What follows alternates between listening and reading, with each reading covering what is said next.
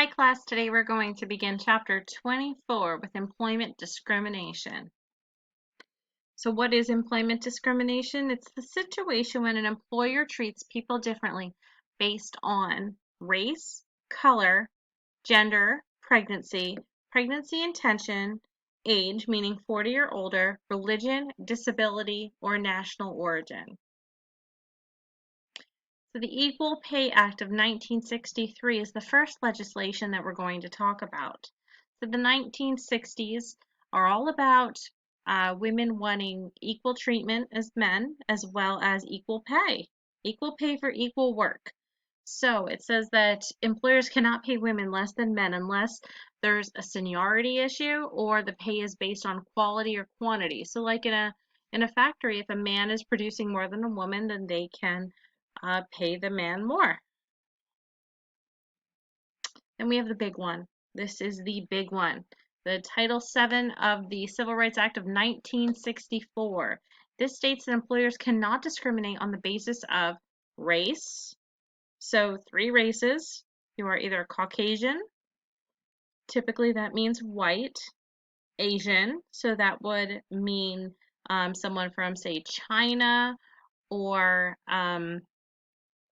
India. So those are Asian people. Or African, meaning somebody who originated from the continent of Africa. Typically, they are black. Color. Now, color, just because you are from a certain race doesn't necessarily mean you're one color, or you could have a different color based upon your ancestors.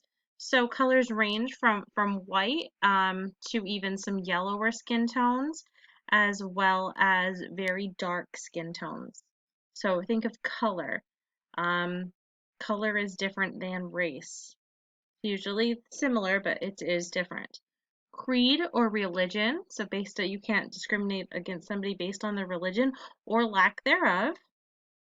Sex meaning gender.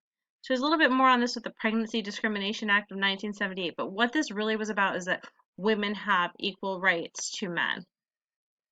And national origin, where you come from. If you have an accent, you can't discriminate against someone. So that's a great way to figure out national origin through accents or languages. So it also banned this. So this is pretty all-encompassing. The one thing that I know is not mentioned would be transgender, lesbian, gay, bisexual, so part of the LGBTQ community, which that's all right. We're getting to legislation on that a little bit later. Okay, the EEOC, that is the Equal Employment Opportunity Commission, which was created by the Civil Rights Act. The purpose is to investigate and settle complaints of job discrimination. That's all they do. An affirmative action plan. So that's an employment practice intended to remedy past discrimination of protected classes. So what that does is it helps especially the most marginalized part of our society, the African American or Black woman who has had the least amount of opportunities than anyone. So that's the whole purpose of that.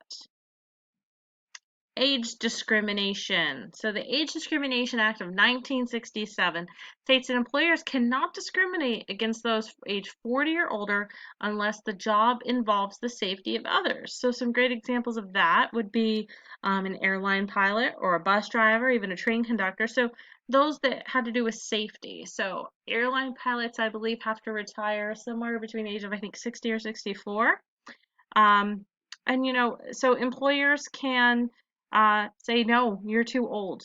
We are afraid that your reflexes would not be fast enough, so therefore they don't want you in that job.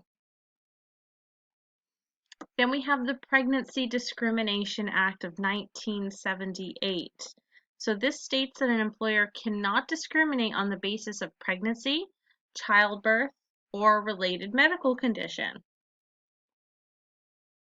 And then we have the next one, the ADA, the Americans with Disabilities Act. This is 1990. Hillary Clinton had a very big part in this. This states that an employer cannot discriminate against anyone with a disability or someone considered to have a disability. So it can be physical or mental. if someone is assumed to have learning issues, or if let's say you believe somebody is slow and that they would have a mental disability or a learning disorder or learning disability, then you can't discriminate against them. So if you think they're disabled, then they're considered disabled. And also, an employer cannot ask about the disability, but rather only ask if the person is capable of performing the job with a reasonable accommodation. So, what's a reasonable accommodation? Well, first, before we answer that, was what exactly is a disability? So, disability is a physical or mental impairment that substantially limits one or more of life's major activities. So, examples of this: somebody who's wheelchair bound that obviously has trouble with motion and walking, someone with asthma, so that has to do with breathing, arthritis, deaf or hard of hearing, visual impairments, among many others. So you get the point. There's many different medical conditions that can cause you to be disabled. Seeking cancer treatment is another example as well. Okay, a reasonable accommodation. So what does this mean?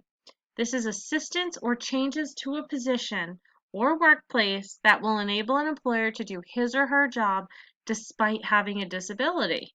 So employers are required under the ADA to provide reasonable accommodations to qualified employees, I'm sorry, that should say employees, with disabilities unless doing so would pose an undue hardship for the employer. So let's say your office is in an old Victorian mansion that's on the National Registry of Historic Places, and you are in a wheelchair and you say, well, I need a ramp. Guess what? That would pose an undue hardship. They do not have to modify that type of building. Now, let's say there are no close handicap spots to your employer and you have to park far away in the employee parking lot.